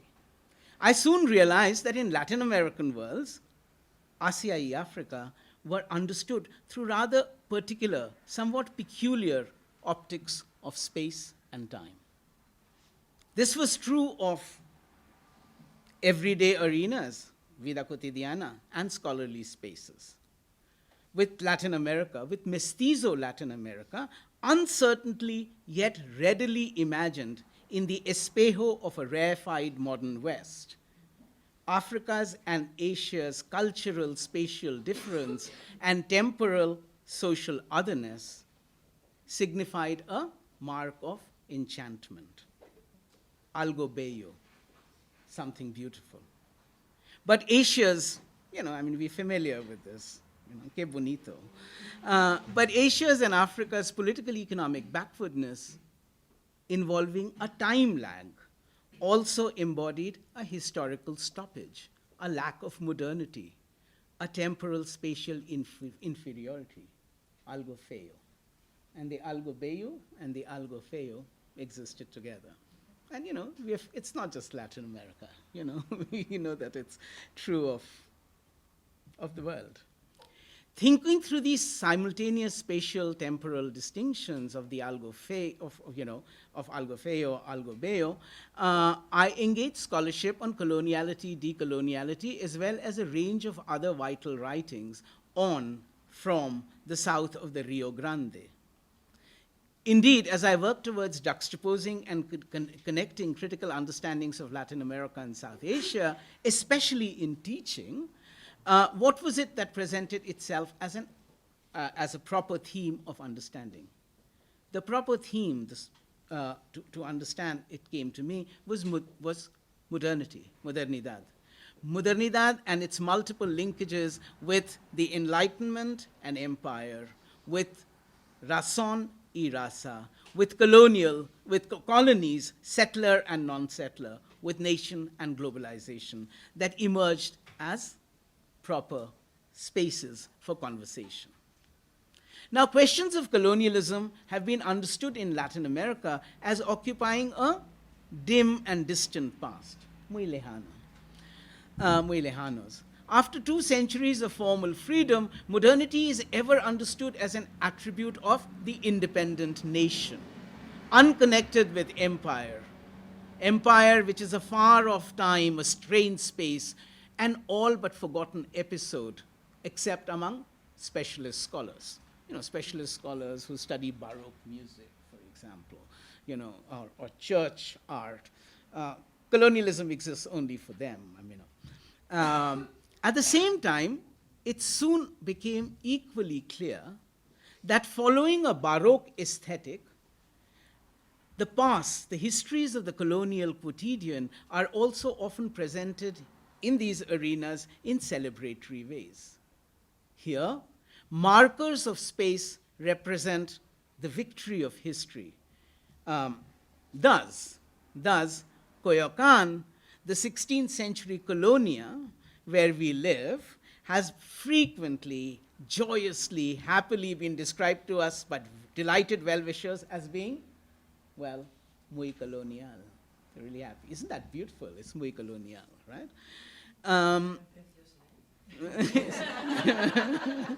Preciosa is different from muy colonial. Okay. They go together. But you don't say preciosa, you say muy colonial. Okay. Against these dominant understandings, an important body of critical thought in Latin America has focused on the underlying, the subterranean schemes of the modern and the colonial. This corpus takes as its starting point the first modernity of Southern Europe, as held together by the Renaissance, the conquest of the New World, and the empires of Spain and Portugal in the margins and the metropoli. It critically considers thereby the place and presence of colonial power within modern knowledge. These writings no less work their way through the second modernity of the global north, constituted by empires of enlightenment and after. This holds up a mirror to modernity. This shows modernity to be a deeply ideological project and a primary apparatus of domination in the past, present, and posterity. Here, and I'm not going to explain this, but here the recursive possibility of secular messianic redemption, of messianic but secular redemption, often appears as an exclusive future horizon. And we heard some of this over the last 2 days in the plenarias. Now, these emphases have formidably foregrounded the Eurocentric propensities and epistemic violence of modernity that is already always colonial. The understandings have further shown the importance of other forms of knowing. These reveal horizons different from that of the dominant Western modern. On the other hand, the focus of these writings belonging to traditions of the coloniality of power, colonialidad del poder, and decoloniality of knowledge is founded on, according to me, it is founded a priori on the ethically utopian possibilities of the decoloniality of knowledge. It is founded a priori on the ethically utopian possibilities of the decoloniality of knowledge.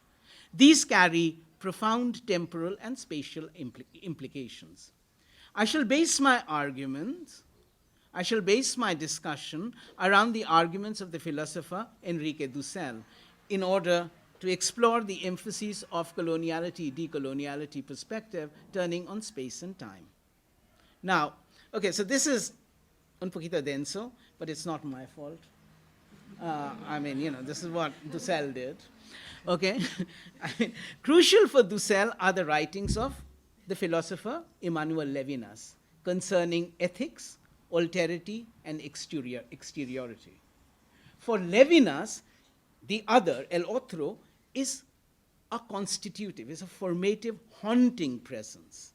The other relationally reveals the limits and horizons of the self. All this happens in a manner that, for Levinas, ethics was the first, I'm quoting him, ethics was the first philosophy. Ethics then, rather than epistemologia, or say, the Heideggerian ontology of being. Now Dussel, okay, so this is Levinas. Dussel transforms these essentially emergent, necessarily non-empirical attributes of the ethical encounter between the same and whatever remains exterior to it of Levinas. Dussel transforms these emergent non-empirical attributes of the ethical encounter between the same and whatever remains exterior to it, forever remains exterior to it, of Levinas. Dussel transforms Levinas's emergent non-empirical attributes of the ethical encounter into split, separate, and substantialized spaces. These spaces have concrete geopolitical factual reference, namely Europe and Latin America. Am I making sense? So, for Levinas, the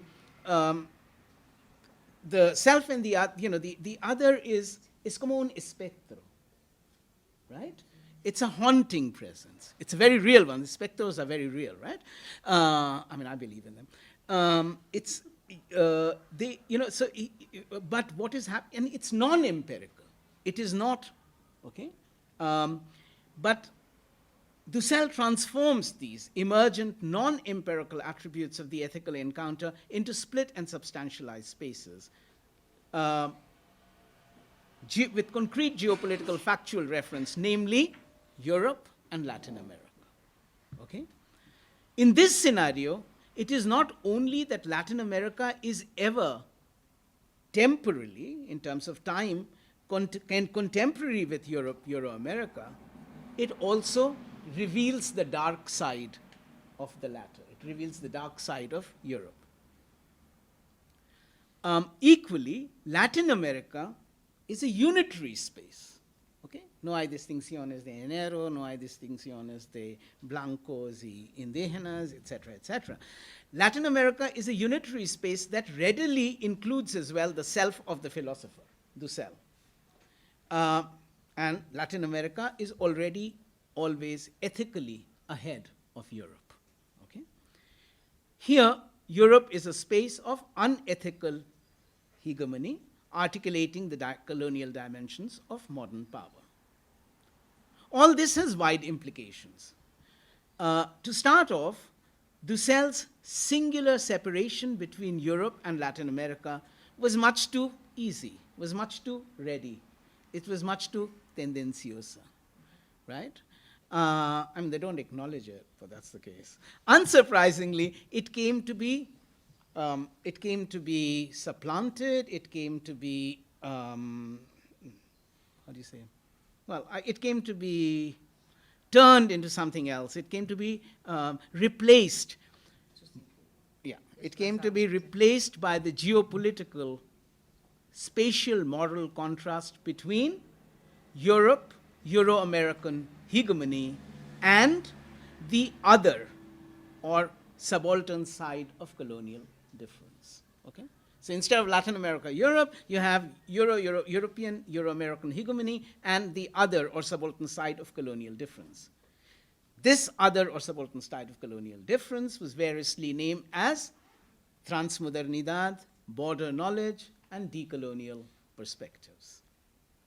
At the same time, these ethically segregated entities have continued to enact within a shared historical stage a principal drama, an endless clash between good and bad, virtue and evil, morality and immorality. Okay? They're my friends, but I'm a friend who is critically loyal. I'm very loyal, but I'm also very critical, and I think that's the essence of. So maybe they don't like me because I'm so critical, but that's the truth. I mean, I'm critical of myself too. Okay. Moreover, Dussels' original claims concerned a supersession, a going beyond phenomenology by an ethically oriented politics. Recall Levinas's proclamation of ethics as first philosophy, right?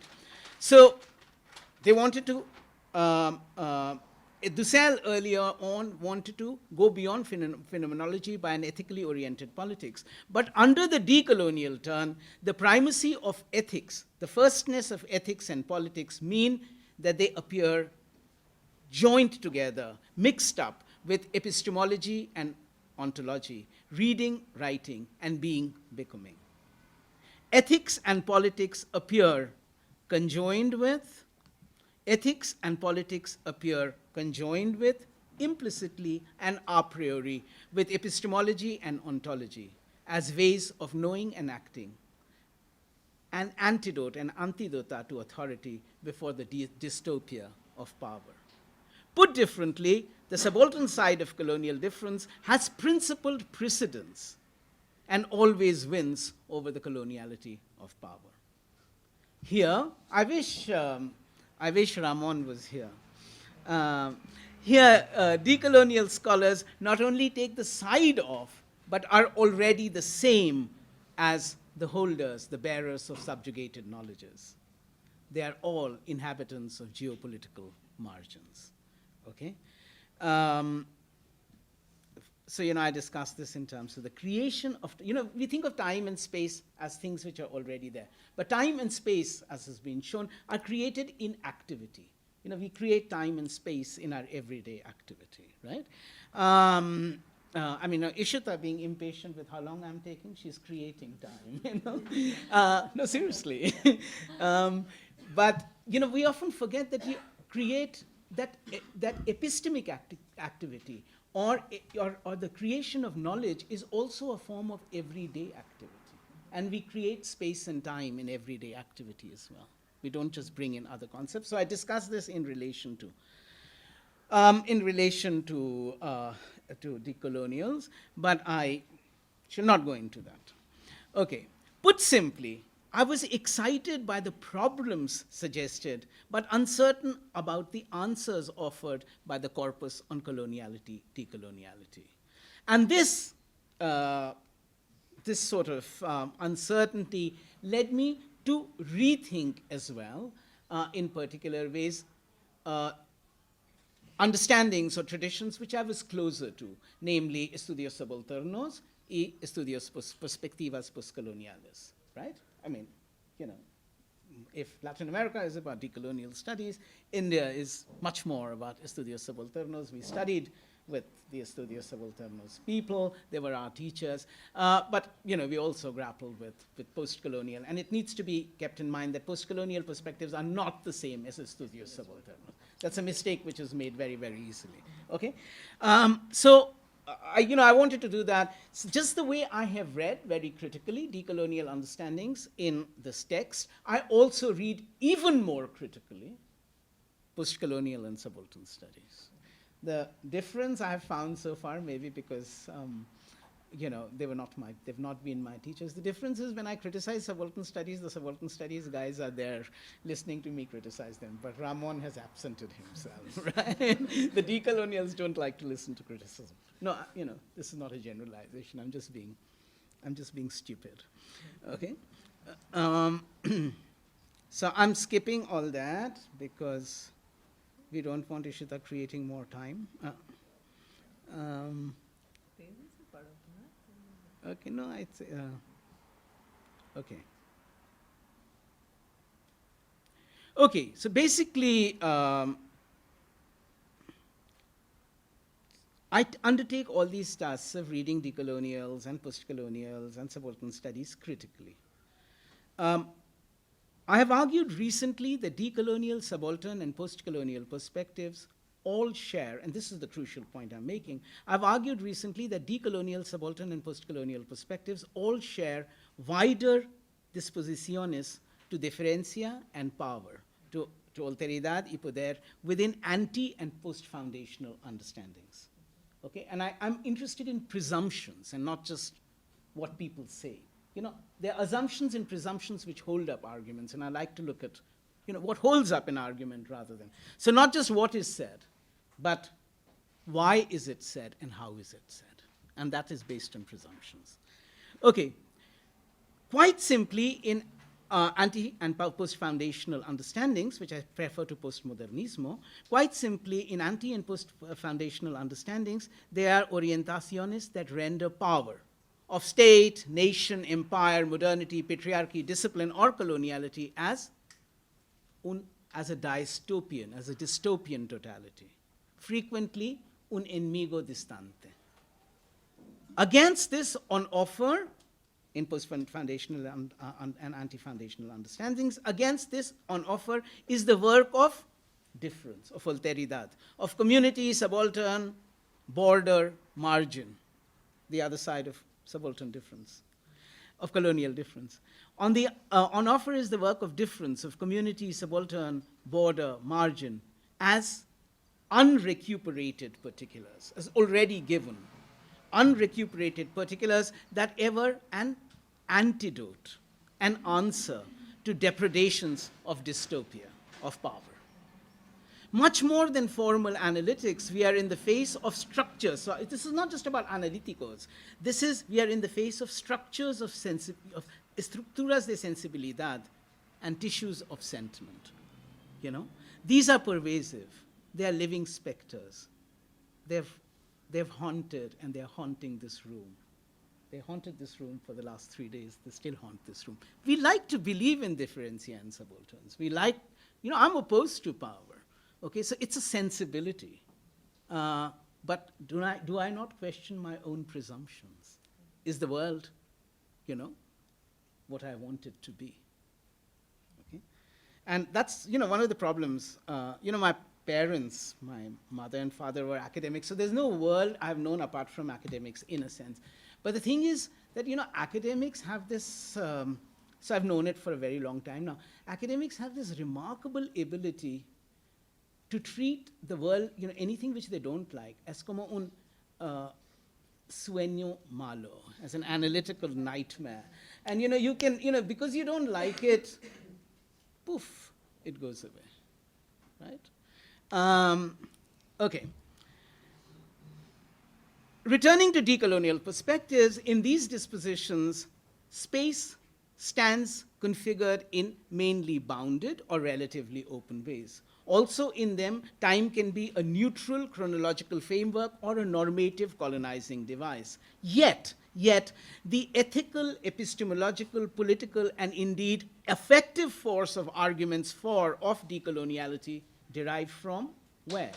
This force derives from the manner in which these arguments actively produce the discrete moral locations of decoloniality as always ahead of modernity coloniality. This is the epistemic production of space and time. The aheadness is not about the clock, it's about a moral precedence, right? That is, the ethical locations of decoloniality bear principled precedence, precedencia, and a priori priority over dystopian spatial temporal coordinates of modernity coloniality, okay? Here are, as I'm saying, here are to be found epistemic productions of space-time.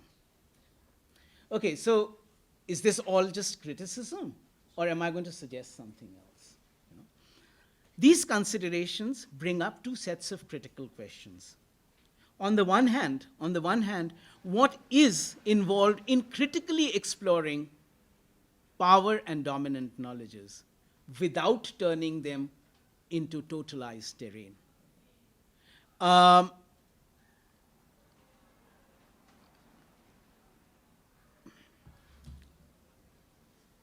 Our attempts to pluralize power, for example, the force of colonialism and capitalism, globalization and modernity, our attempts to pluralize power, mere exercises in empirical and conceptual refinement of these categories?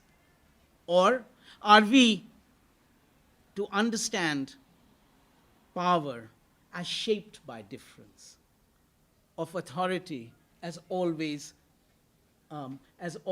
turned around by alteridad? Are we to understand the ansiedad of authority, right? Whether of our parents or of the state, okay? Or of neoliberal capital. You know, authority is always anxious, right? And if we turn it into a dystopia which is distant, we forget the anxiety. We forget that, you know, that our grandmother can carry a bit of us, right? Or, in other words, what I'm trying to say is that, you know, authority is inflected, is shaped by alterity. Power is, you know, is shaped by difference. On the other hand, what distinctions of meaning and power come up with the elaboration, let's say, of the subaltern, of the local, as oppositional categories? Must such categories remain unrecuperated particulars? In other words, something which is essentially resistance, as a priori antidotes to authority? How are we to express, how are we to articulate the dense sensuousness and the acute contradictions of social life? How are we to think through the axiomatic projections of resistance, you know, that exist in the here and now? I mean, our own Chiara posted on Facebook saying, so here's to resistance and to and I thought I'll ask, ¿qué estás resistiendo? Okay, so it's there. Okay, so put simply, what is involved in understanding difference or alteridad or subalternidad as stamped, as not outside the productivity of power, of subaltern formations as carrying dominant designs? I mean, a lot of you weren't here, but this is what Ishita in some senses was talking about. So, okay. So what are the political implications of the project I've been outlining? Somewhat over a decade ago, I made a case, I argued, for what I called a history without warranty, historia sin garantía.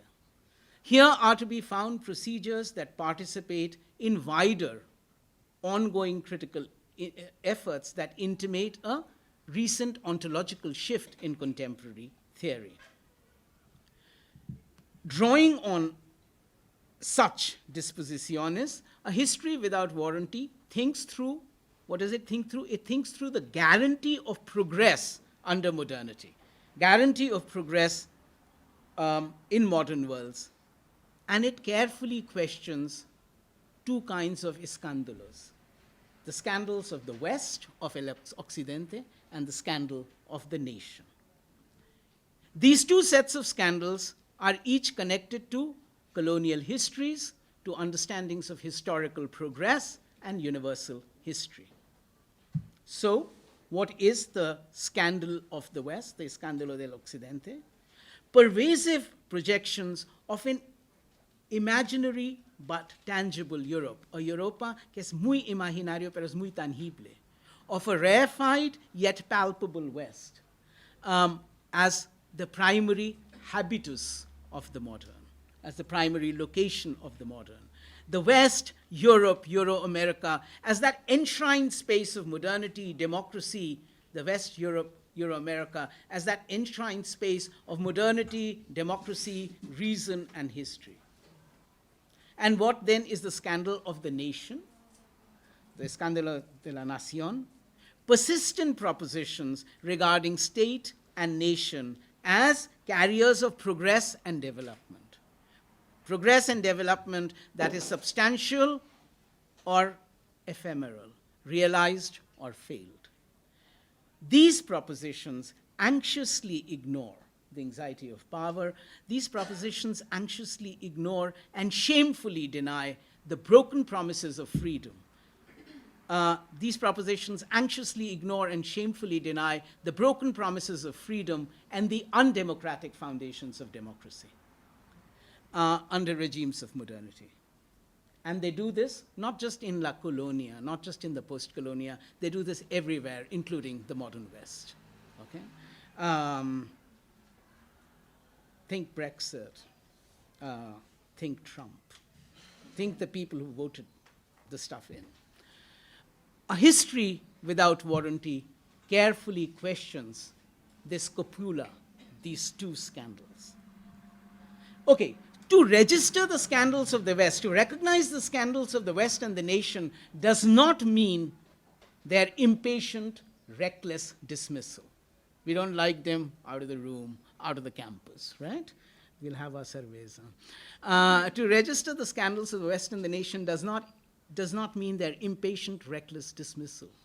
It is neither to cast these escándalos as mere errores ideológicos, nor to treat them as espectros analíticos, awaiting their exorcismos at the hands of clear, pristine, pure understandings, right? Rather, it is to acknowledge that these scandals have pervasive ontological or worldly attributes. They are muy mundano. The scandals lie at the core of social worlds, at the heart of social worlds. Scandals and worlds that call for careful elaboration. To speak of these scandals is to resist the desire to turn the West and the nation, modernity and empire, into monolithic manifestations of all-encompassing muscular macho power. It is also to resist the temptation to simply deprovincialize Western history and knowledge, to merely demystify the modern state and nation or patriarchy. Instead, it is to re-encounter the parochialism of the West and the arrogancia of the nation. It is to attend equally to the formative heterogeneity that produces and questions the exclusive claims of the West and the nation. A history without warranty seeks to question and affirm. It not only questions, it seeks to question and affirm concepts and practices in the wake of these twin scandals of the West and the nation. Now, the dispositions of a history without warranty are intimately tied to the terms of a weak ontology. But I shall leave the weak ontology apart and I shall move ahead. Only we can take it up later. The only thing I'd like to mention here is that rather more than newness which is created in seminar rooms in an academia all the time, I would like to stay with a radical Durkheim, who once suggested that it is in routine, mundane social worlds, it is in mundos mundanos that the unimaginable is imagined. When we imagine the unimagined, seek to imagine the unimagined in the seminar, okay, we are speaking gobbledygook. If the unimagined is imagined, it's in mundos mundanos. So, okay. More recently, in taking forward such orientations, in taking forward such understandings, I've been struggling with the idea of immanence, immanencia. So what is it that I mean by immanence? I begin with what I hold immanence against. This is the widespread view of the world as disenchanted, as desencantado, such that the place in this world of the value properties which are good or bad or hostile or benign, value properties in the world that make normative demands on us, is sought to be removed. You know, the world is not just charged with significance, it makes demands on us. But these demands are separated by a detached view of the world. So the place in the world of value properties, good or bad, hostile or benign, that make normative designs on us, is sought to be removed. There's an exorcismo which is performed in them. Such seeing has played a central role also in the conception of the world as alien to our sensibilities of practical engagement, right? The world, in other words, is understood as something either to be studied in a detached way, or it's either to be studied in a detached way, or when practically engaged with, the world is to be engaged with as something which is alien, which is separate. The world is to be mastered, conquered, and controlled for our utility and gain, right?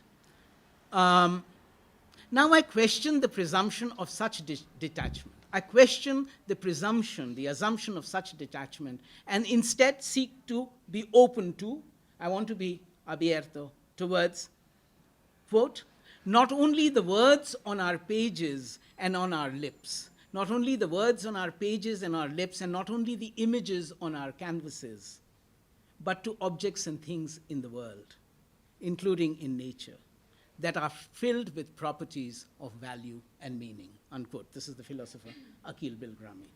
But perverso that I am, having quoted him, let me disagree with or take forward Akhil Bilgrami's arguments. At the same time, it requires emphasis that I also hold. So this is the familiar, I'm speaking against the desencantamiento del mundo.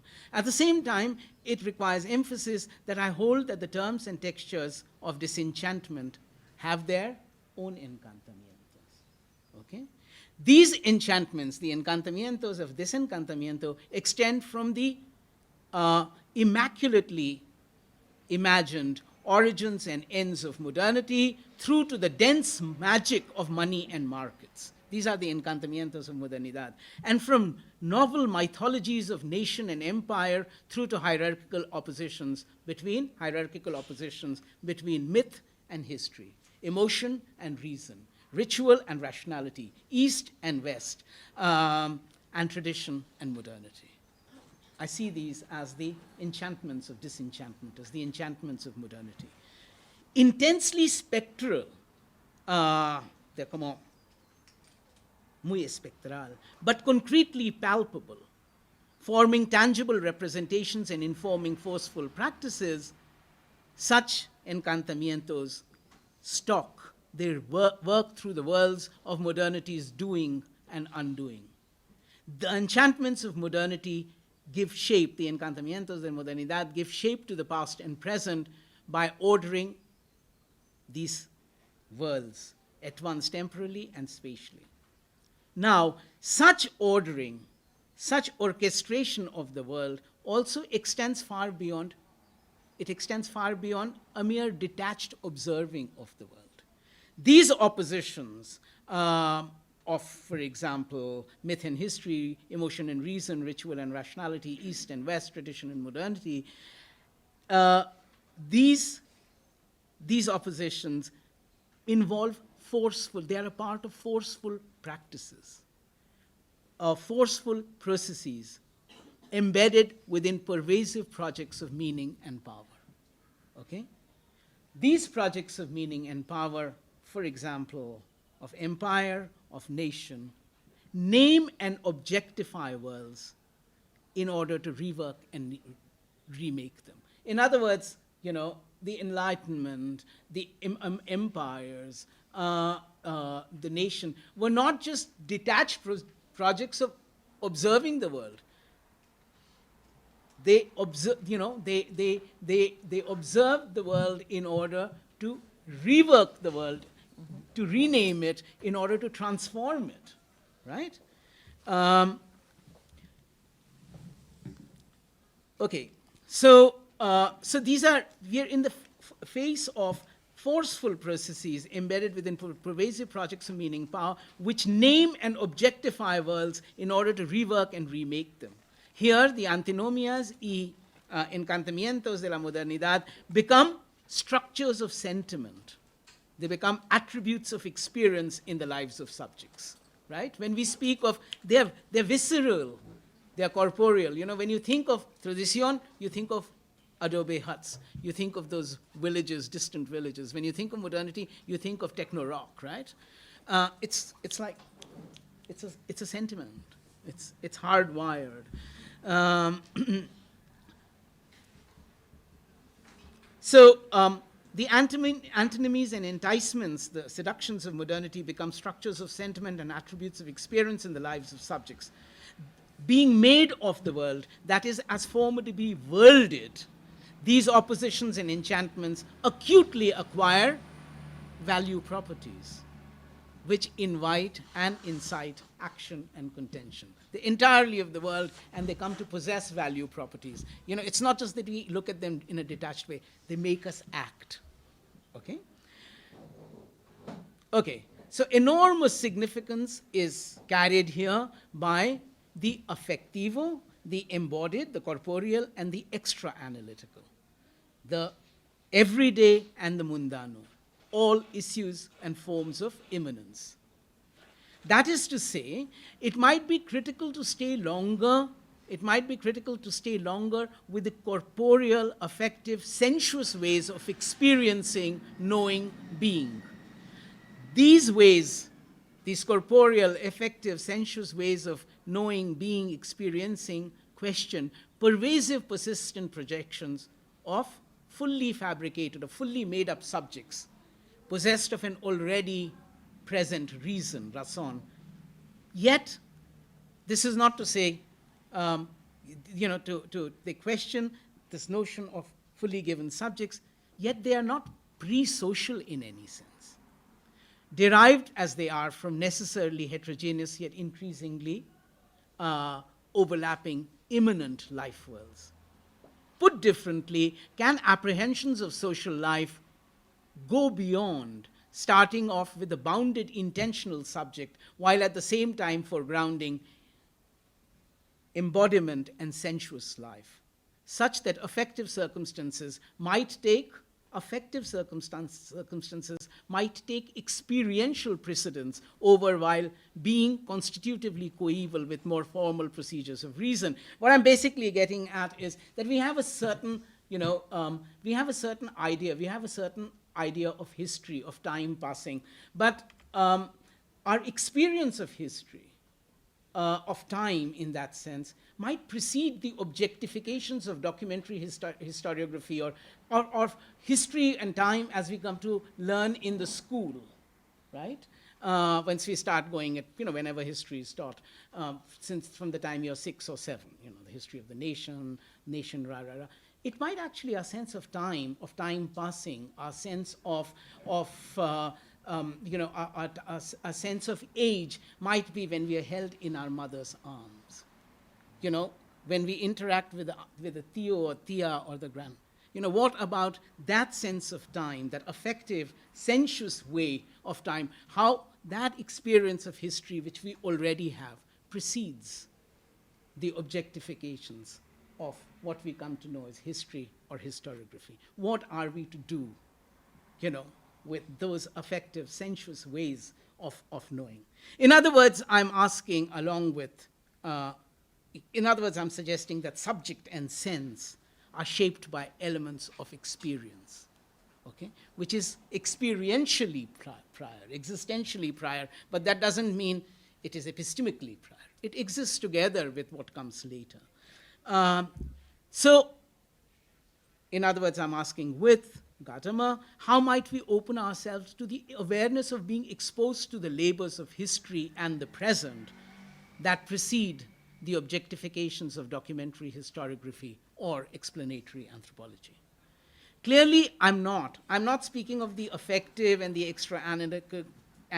I'm not speaking of the affective and the extra-analytical, which are each ever corporeal, embodied, as a kind of a return of the repressed under modernity. That,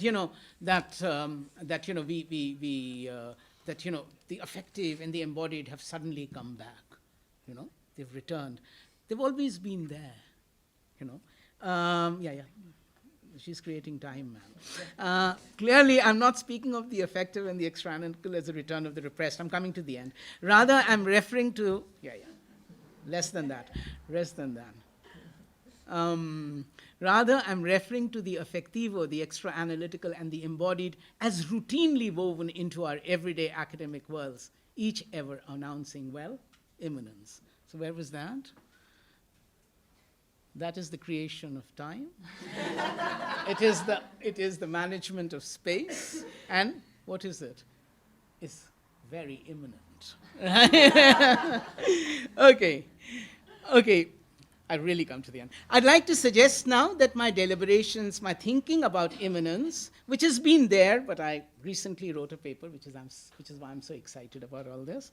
I'd like to suggest now that my deliberations on that my thinking about immanence sort of shifts. It changes the terms of a history without warranty in specific ways. Indeed, the explicit acknowledgement and expression in work as in life, the explicitly acknowledging and expressing in work as in life, which are not separate for me, explicitly acknowledging and articulating, expressing the affective and the embodied, the experiential and the extra-analytical, the quotidiano and the mundano, that is to say, of the immanent as coursing through, as working through social worlds, has critical consequences. First, despite my speaking of the ontological, the prior, somewhat cerebral understanding of a history without warranty. I spoke of the ontological earlier, but even, when I had spoken of the ontological, my understanding of a history without warranty remains somewhat cerebral. This somewhat cerebral expression of a history and without warranty is now made flesh, carne, blood, and spirit. Okay? Second, categories, academic and social, are themselves understood not just as instrumental explanatory devices. Categories are not just explanatory instrumental devices, but they constitute crucial attributos of social worlds. Categories often variously bear value properties. Categories themselves invite and incite meaningful action. Okay? Finally, the earlier, slightly sequential nature, which I didn't speak about, but my idea was, that history without warranty is about questioning the world, but it's also about affirming the world, but it's a questioning and affirmation which is open to a revision of the world and truth, that he can go back to it, and revise it, okay? So the earlier, slightly sequential nature of querying, affirmation, and revision of world truth at the core of a history without warranty finds other changes. Now, the history without warranty, or my ways of understanding, acquire greater immediacy. They acquire greater immediacy. They acquire greater indeterminacy. They are interrupted by the uncertain. They are interrupted by the uncanny. They are interrupted by the unimaginable.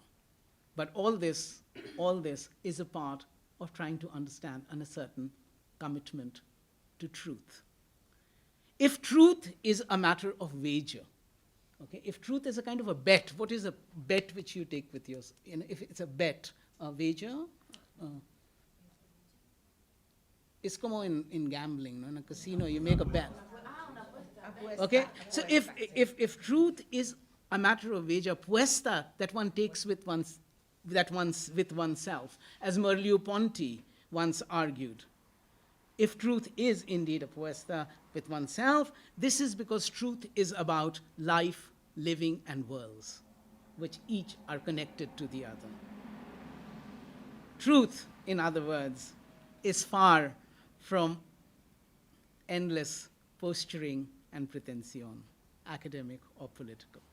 Truth is about lives and worlds, okay, including academic lives and academic worlds. Truth is about lives and worlds and lives to carefully question, to ethically express worlds and lives, even, perhaps, to re-enchant. Thank you.